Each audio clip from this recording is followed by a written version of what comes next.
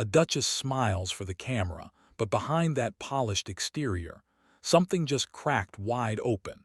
And what the world witnessed in those few seconds might have just exposed the biggest contradiction in modern royal history. But here's the twist nobody saw coming. Meghan Markle stepped onto a Hollywood red carpet, and within moments, two separate incidents revealed something her carefully crafted interviews could never hide. One was an alleged dismissive gesture toward someone trying to help her. The other was reportedly a tense moment with a successful businesswoman standing right beside her. And honestly, watching this unfold felt like seeing two different versions of the same person collide in real time. Now, according to multiple reports and eyewitness accounts, this wasn't just an awkward moment.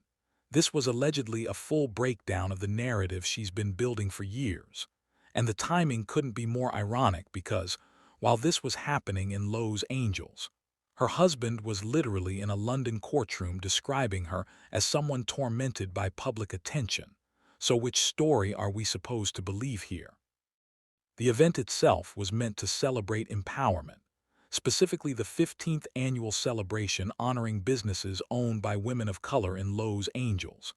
And on paper, this should have been the perfect platform for someone who's built her post-royal brand on progressive values and solidarity. But sources claim that from the moment she arrived, a completely different narrative started playing out. Hollywood red carpets aren't just walkways. They're battlegrounds where every inch of space and every camera angle gets fought over like territory. And people who have navigated this world know exactly how ruthless it can be. Attention and influence are limited resources, and you either claim your share or you get pushed aside. Meghan reportedly walked this particular carpet alongside Emma Grede, and if you don't know who that is, she's not just some random assistant. She's a legitimate powerhouse who co-founded a massively successful shapewear company with Kim Kardashian. She's influential in fashion, business, and media circles. And according to reports, she was actually the one who invited Meghan to this event in the first place. These two had apparently connected through a podcast interview the year before, so their appearance together should have looked like modern female power personified. Two accomplished women supporting a shared cause, except the cameras tell a very different story, and I have to say, cameras don't lie about body language. Frame-by-frame analysis from body language specialists reportedly showed what looked like an ongoing struggle for dominance between the two women. And here's where it gets interesting. Sources from the scene claim Meghan allegedly tried to physically guide Grede into specific positions for photos, almost like she was trying to stage manage the entire photo opportunity and position herself as the main focus, which honestly seems like a classic dominance play if the reports are accurate. But Grede's response was swift and telling. She's a seasoned operator who's dealt with corporate power plays before, and she was reportedly seen pulling her arm away quite firmly, not aggressively, but definitively, like she was making it crystal clear she wasn't going to be controlled or positioned by anyone. Her smile stayed professional because that's the job requirement, but her body language allegedly spoke volumes. And in that moment, whatever illusion of collaborative sisterhood they were trying to project just evaporated. What emerged instead, according to observers, was two competing egos fighting for the same spotlight. For someone who's spoken extensively about empowering women, the optics were reportedly problematic, because the implication seemed to be that collaboration only works when her position at the top remains unchallenged, and that raises an uncomfortable question. Is there room for two equals on the same carpet, or does one always need to be positioned above the other? This brief alleged power struggle offered a glimpse into the forces shaping her Hollywood reality, because she's left the rigid hierarchy of the British monarchy where status was defined and inherited, and entered an ecosystem where status is earned, defended, and constantly renegotiated. Every public appearance becomes a test. Every interaction becomes an audition for continued relevance. Her interaction with Grede, if reports are accurate, suggests a deep anxiety about her own position, and a need to physically demonstrate her importance to avoid being overshadowed, which honestly doesn't read as the confidence of an established power player. It reads more like the insecurity of someone who still feels like she has everything to prove. But if that moment gave us insight into her peer relationships, what happened next was even more revealing and frankly more disturbing. There's an old saying that you can judge someone's character by how they treat people who can't do anything for them. And according to multiple witnesses, this principle played out in full public view. As Meghan continued down the press line, an assistant whose job was simply to make sure the Duchess looked perfect approached to handle a routine professional task. Her dress, despite being stylish, allegedly had a train that needed adjusting for the photographers. The assistant, working with the calm efficiency you'd expect from a professional, reportedly bent down to smooth the fabric so the photos would be flawless. She was briefly essential to the scene, the invisible hand ensuring everything looked perfect, but sources claim the Duchess felt her presence lingered longer than necessary. According to witness accounts and slow-motion video analysis, Meghan's expression, which had been a brilliant smile for the cameras, allegedly shifted noticeably. Her attention turned to the assistant with what one observer described as icy irritation. The smile reportedly faded and was replaced with an expression of clear displeasure, and witnesses claim they caught what looked like a dismissive glance that communicated a silent message. "Your job is done. You need to leave now." The assistant, sensing the shift, reportedly moved away quickly, her service complete and her presence apparently no longer welcome. And honestly, this tiny interaction that happened so fast it was almost invisible carried more weight than any tabloid headline could. It resonates strongly with allegations that have followed her since leaving the palace, claims of demanding behavior and a management style that allegedly led to staff resignations and an official inquiry by Buckingham Palace. And while her supporters have dismissed those allegations as prejudice smears, this public moment allegedly provided visual evidence that aligned with those claims. Here in full view of international media was reportedly a glimpse of the imperious attitude her critics have been describing for years, and it highlights a fundamental culture clash. Because the British monarchy, despite its many flaws, operates on a deeply ingrained principle where senior royals are trained from birth to maintain unflappable grace, especially in public with staff. The late Queen Elizabeth was legendary for putting people at ease, because she understood every interaction reflected on the institution itself. Meghan's alleged behavior seemed to come from a different tradition entirely, the hierarchical world of Hollywood stardom, where assistants are often treated as extensions of the star's will, used and then forgotten. And for someone who's spoken so extensively about compassion and kindness, to allegedly dismiss a subordinate so coldly felt deeply hypocritical. The assistant wasn't a person deserving recognition or appreciation. She was allegedly viewed as an obstruction in the frame, a temporary obstacle to Meghan's singular focus on the camera lens, and that moment offered painful clarity about where priorities actually seemed to lie. Now pair all of this with what was simultaneously happening 5,000 miles away in a London courtroom, and the contrast becomes absolutely staggering. Prince Harry had just days before given sworn testimony in his ongoing legal battle against the British press, painting a picture of a woman who'd been pursued, harassed, and broken by toxic media culture. His core claim, delivered with appropriate courtroom gravity, was that relentless media intrusion had made his wife's life absolutely miserable. Then the photos from Lowe's Angels arrived showing no signs of misery whatsoever. Instead, the world saw a woman who looked not just content but genuinely thriving. She was reportedly flourishing in the exact attention her husband was simultaneously complaining about in court. She walked with confident swagger. Her smile was broad and appeared genuine. Her entire presence seemed energized by the flashbulbs and the shouted questions. This wasn't someone living a miserable existence. This was allegedly someone performing on her chosen stage and clearly enjoying every moment of it. This massive contradiction creates a credibility crisis for the couple because it presents two completely incompatible storylines and forces the audience to choose which one to believe. Is it the solemn courtroom story about a wronged wife who couldn't handle the pressure? Or is it the Victoria Star story walking down a sun-drenched red carpet clearly enjoying the spotlight? Both cannot simultaneously be true, and this paradox gives significant ammunition to critics who believe their claims of suffering are allegedly a calculated tactic, a weapon deployed for sympathy and leverage while simultaneously pursuing the fame and attention they claim to despise.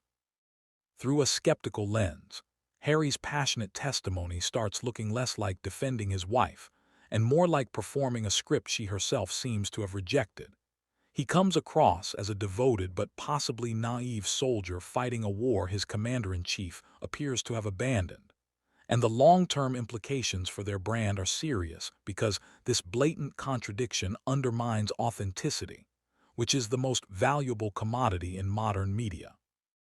If the public starts doubting the sincerity of their most basic grievances, then their entire narrative structure built on seeking privacy and escaping public life pressures starts completely falling apart. And honestly, it threatens to reframe their dramatic royal exit not as a panicked flight to safety, but as a calculated migration to a more profitable market. The red carpet images don't just contradict Harry's testimony, they allegedly threaten to invalidate the entire premise of their post-royal identity. Meghan's presence at the event was framed from the start as solidarity with entrepreneurs of color, and unquestionably that cause itself is worthy and represents important progress toward economic equity. But her position as its advocate was immediately questioned, with critics raising uncomfortable concerns about her own record and consistency. The most pointed criticism focused on her own foundation staff composition, and while the complete context remains complicated, the allegations struck at the core of her credibility on this issue. Commentators highlighted reports claiming her organization allegedly consisted primarily of staff who didn't reflect the diversity she publicly championed, which created an appearance of hypocrisy, suggesting her public advocacy wasn't reflected in her own company practices. This fed into broader criticism of what sources described as her tendency to allegedly align with social justice causes strategically when it serves particular interests or provides protection from criticism. Observers have noticed a pattern where she reportedly makes most aggressive use of her background when it aligns with specific causes or shields against critique, and critics view this as deliberate, opportunistic deployment for personal and professional gain, while supporters argue it's authentic self-expression. According to source material, her closest circles have been predominantly homogeneous throughout most of her life and career, and only when she entered the global royal spotlight did this aspect of her background allegedly become a central pillar of her public identity and prominent topic in her media projects like podcasts and documentaries, especially following the couple's step back from royal duties. This apparent discrepancy creates significant vulnerability because it allows critics to frame her advocacy not as genuine long-standing commitment, but as a recently assumed character. And when she takes the platform to advocate for diverse businesses while her own foundation allegedly faces questions about its diversity practices, she risks going from genuine champion to performer, and in the highly charged field of identity politics, accusations of inauthenticity can permanently damage public reputation. The situation became even more problematic when a peculiar promotional video emerged around the same time showing Prince Harry being used essentially as a prop to market a chocolate product from a company Meghan had invested in. The encounter was awkward and apparently staged, which only reinforced the image of a struggling enterprise willing to use a prince to move unpopular inventory. Meanwhile, the institution they'd left behind was getting pounded by its own crisis wave. The scandal involving Prince Andrew and his connection to convicted offender Jeffrey Epstein had erupted again, threatening to engulf the monarchy in devastating scandal. Fresh court documents had dragged the Duke of York back into public view, reawakening national anguish the royal family desperately hoped had subsided. And this isn't just family embarrassment. It's existential threat to the crown itself because the monarchy's survival depends on projecting moral authority and dutiful service. And the Andrew controversy completely destroys that image, replacing it with associations of decadence, arrogance, and terrible connections to exploitation. King Charles found himself navigating this crisis while facing his own health challenges. During a public tour, he encountered a protester shouting questions about his disgraced brother in a moment of raw public accountability. But then something remarkable happened. The surrounding crowd started applauding for their king, drowning out the protester with spontaneous support. These were loyalists and devoted subjects demonstrating that despite the Andrew scandal's revelations, deep popular support for the institution, and Charles personally continues to exist, which was a small but significant indicator. However, the most important move came not from the king, but from his heir. Prince William and Catherine issued an official statement from Kensington Palace that royal analysts characterized as both historic and unusual. It was brief, clinical, and highly effective, stating the Prince and Princess of Wales were deeply saddened by ongoing disclosures and their thoughts remained with victims, and the timing was no accident. The statement was a preemptive strike, a strategic attempt to build a firewall between the monarchy's future and its toxic past. William was about to embark on a crucial diplomatic trip, and by completely omitting Andrew's name while focusing on victims, they rendered him a non-person, aligned themselves with public sentiment, and achieved moral clarity in one efficient move. This was institutional self-preservation, both subtle and ruthless, representing the new Windsor approach. Not the late Queen's stoic, never complain, never explain philosophy, but a pragmatic, determined strategy of identifying and eliminating threats to crown stability. Although geographically separated, the simultaneous dramas unfolding in London and Los Angeles are intricately connected as two sides of the same coin, both royal families in crisis fighting for their futures on distinct fronts. The London crisis is one of containment, attempting to stop the Andrew scandal from spreading across the entire institution. William's statement launched a new era of pragmatic leadership, willing to sacrifice compromised family members for institutional survival. While the California crisis is one of credibility, Meghan's alleged red carpet missteps, the apparent hypocrisy, and the glaring contrast with her husband's narrative represent self-inflicted wounds damaging their carefully constructed image. Hollywood is transactional, and while Meghan creates valuable exposure, her public displays of what critics perceive as arrogance and inauthenticity make her a volatile, risky asset. The strange chocolate campaign, where Harry seemed less like a partner and more like paid product placement, only cemented the image of an enterprise struggling for market traction. And honestly, this one weekend exposed the fragile foundations both royal families were built upon. The House of Windsor is learning through brutal necessity that survival requires ruthless devotion to institutional destiny, even when it means sacrificing family loyalty.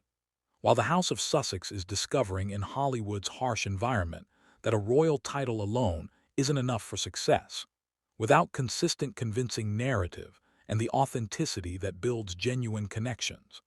A brand founded on victimhood and compassion cannot withstand the intense spotlight it seems to crave so desperately. The masks have fallen from this fractured family, and the future looks more uncertain than ever for both sides.